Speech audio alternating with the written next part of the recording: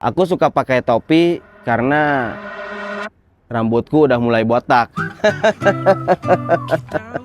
Hai, kenalin. Aku adalah bapak-bapak umur 30 tahun yang selain kepalanya udah mulai botak, betengnya juga bucitrek. Makanya suka pakai baju oversize biar kelihatannya ngeunaheun dan terlihat leuwih ngora saeutik. Ayo nu ngomong cenah bae atuh bucitrek ge nu penting mah sehat.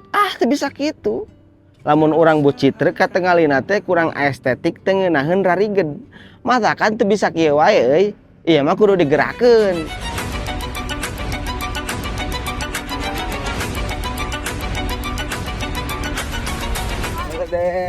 Dalam 100 hari ke depan, aku mau coba konsisten olahraga. Sabisa-bisa we, lari, push up, dan lain sebagainya. Semuanya aku lakukan biar perutku gak terlalu bucitrek.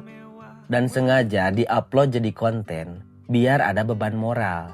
Santeuna lamun aya nu nonton mah pasti aya nu merhatikeun. Ieu jelema konsisten henteu nya. Jadi please ieu mah barudak bantu kawal. Lamun tina saminggu urang teu ngupload video tentang olahraga, langsung we carekan tah dina komentar. Sok-sok olahraga sih teh lain hayang sispek.